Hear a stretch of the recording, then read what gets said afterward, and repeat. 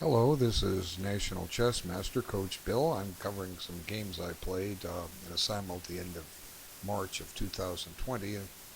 I was unable to get started on the videos until now, but here I go. So I'm playing black. I played the Chigorin defense, and just in this position, there are many moves. One is knight c3, one is knight f3. Um, Pawn takes is another line, and this can get tricky. Uh, the first step that black is going to do is he's going to strike in the center with e5. This activates the dark squared bishop, and it's important for the next move you'll see because now when white attacks the knight, black responds by pinning that knight. And there are similar positions like this in the Nimzovich defense, and it just depends on how the opening unfolds as to what's going to happen next. But usually white breaks the pin, and uh, black needs to capture here. Now normally what white does is take this way. This move is a line 2, and now uh, I can take on d4. But one of the moves a lot of people have been playing lately is like knight e2, because black's d pawn is pinned.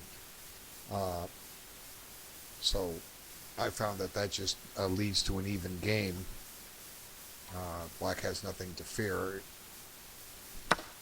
but white takes here and now accepts an isolated pawn. So white has the bishop pair, but this bishop here on c3 is a tall pawn. So all I need to do is develop. And I'm playing a simul. It's I think 60-60, and it's having had a lot of games going, and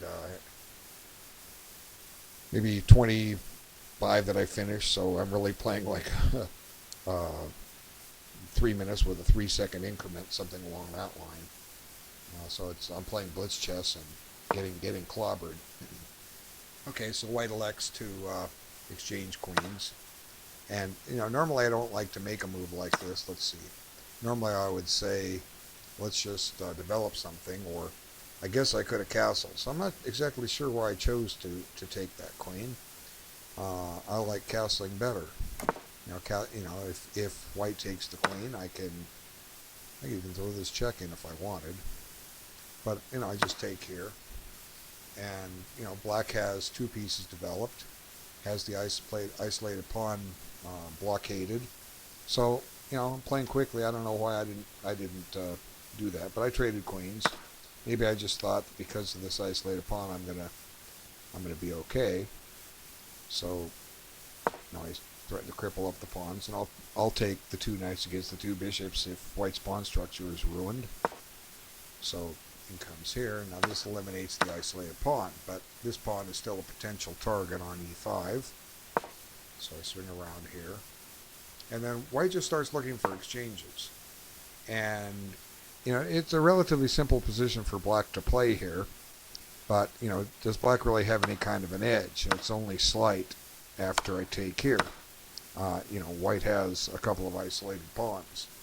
And this pawn is a potential target. But with the pieces vanishing so quickly, move 15 and almost everything is traded off. So it's probably very, very equal.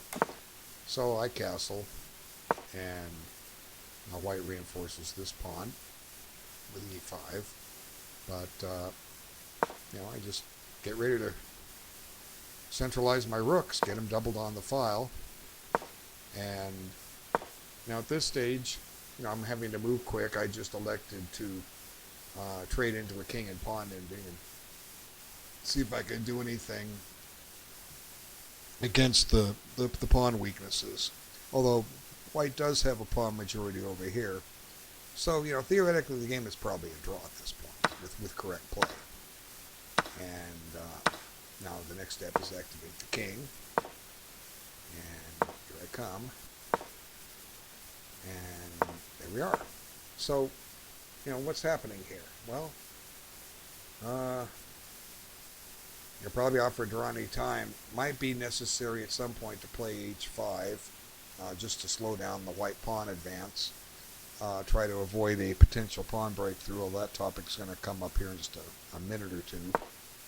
So h5, that's what I did, h3, and g6. And now probably what I just need to do is just offer a draw. I'm not getting anywhere. But actually, I end up with a very tricky position here. I'll just show the next couple of moves. They're g5 and now a5, and I offered a draw and it was accepted. But actually, I think that white is winning this position. As strange as it sounds, if I'm playing a slow game, I will uncover this. In a blitz game, which I'm playing, I'm probably not going to. I'm not a good blitz player.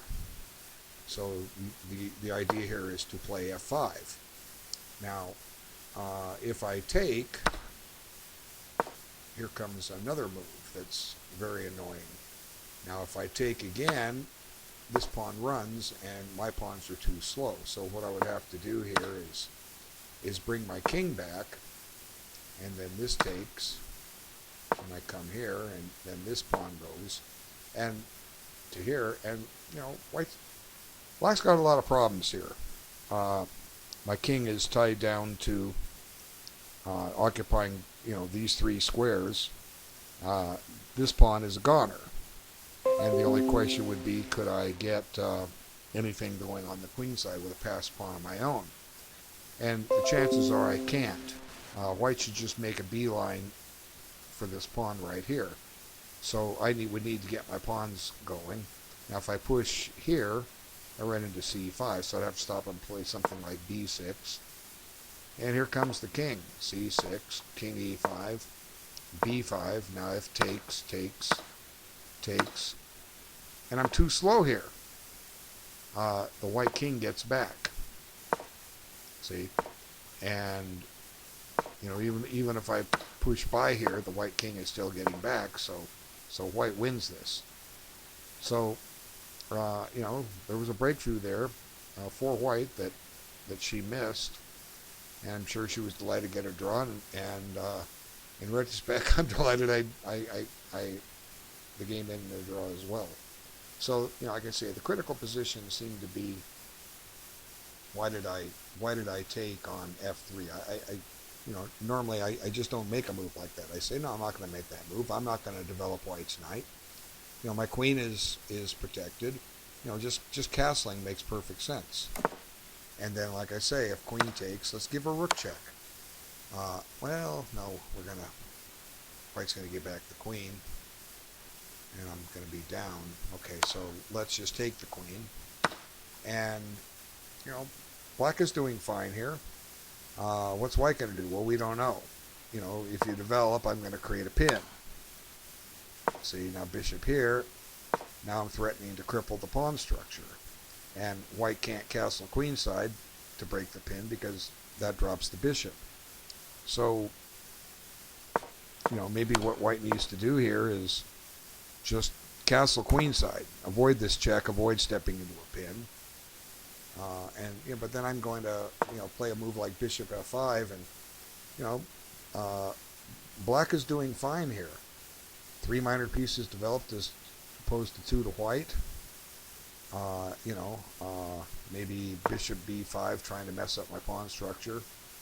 Well, I can just maintain the blockade, retreat knight here, and after knight f3, development's about even. Here I'll just increase the blockade. Now, as more pieces are traded, this pawn becomes weaker, so white may not want to play bishop d3. Maybe white just wants to play bishop a4. And, black has nothing to fear here. But, white only has one weakness, the isolated queen pawn. So normally in a slow time control game, when I'm playing in a tournament, I'm going to find this continuation, and I'm going to attempt to milk this small advantage to see if I can take it on to victory. But that in a nutshell, good game by white. I was lucky I didn't lose, and she may not have played the opening correctly, but she did okay out of it. And I thank you for your time for watching. Take care.